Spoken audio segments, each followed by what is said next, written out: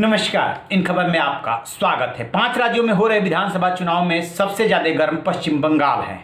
ममता बनर्जी पिछले दिनों घायल हुई, उसके बाद व्हील चेयर पे मैदान में उतर चुकी हैं। जनता को साफ साफ संदेश है कि उन्होंने हार नहीं मानी है, बल्कि सहानुभूति वोट बटोरने के चक्कर में है। बीजेपी को कहीं ना कहीं ये चोट दर्द दे रही है।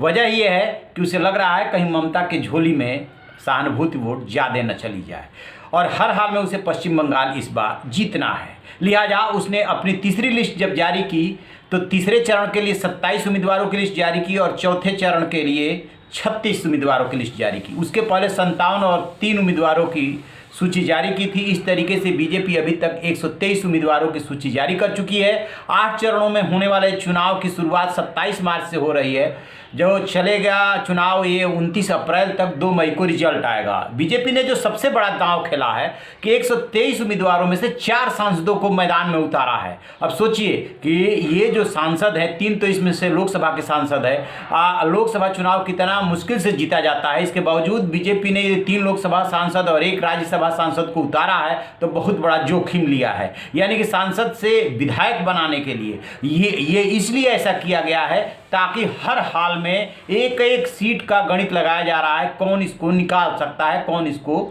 जीत सकता है। आपको बताऊं कि आसनसोल से सांसद हैं, केंद्रीय मंत्री हैं बाबुल सुप्रियो, इनको टॉलीगंज से उतारा गया है मैदान में। यानी कि अब वो विधायकी के चुनाव में हाथ आजमाएंगे। हर हाल में बीजेपी इस सीट को जीतना चाहती है।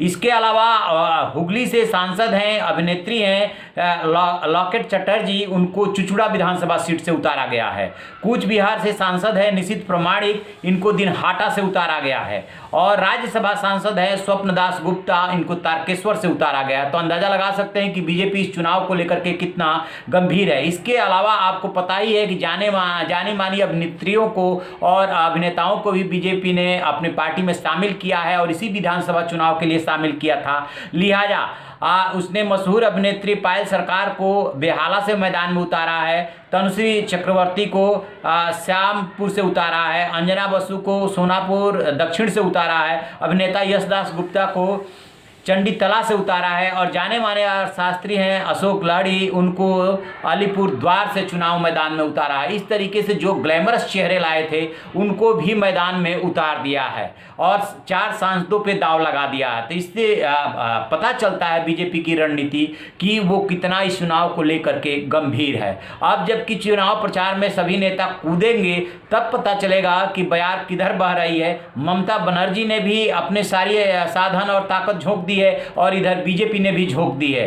ममता बनर्जी के जो रणनीतिकार हैं वो साफ साफ कह रहे हैं प्रशांत किशोर की 3 अंकों का आंकड़ा छू जाए बीजेपी तो बहुत बड़ी बात, यानी कि 100 को क्रॉस करे तो वो राजनीति छोड़ देंगे। ये जो रणनीति बनाने का काम करते हैं वो भी छोड़ देंगे। उन्होंने एक बार नहीं कई बार ट्वीट किया है। और बीजेपी के पिछले दिनों सांसदों की जो बैठक हुई थी उसमें प्रधानमंत्री नरेंद्र मोदी ने कहा था साफ साफ सांसदों से कि हम बंगाल चुनाव जीत रहे हैं, न घबराने की जरूरत है, न परेशान होने की, पूरे आत्मविश्वास से लड़ने की जरूरत है। तो इस तरीके से 5 राज्यों में सबसे ज्यादा गर्म पश्चिम बंगाल है, जहाँ पे कि सभी पक्ष साधन झोंके हुए हैं। अब आने वाला समय बताएगा कि किसकी जमीन कितनी हुई मजबूत और कौन जीता कौन हारा। तो आप रहिए ना बेखबर, देखते रहिए इन खबर।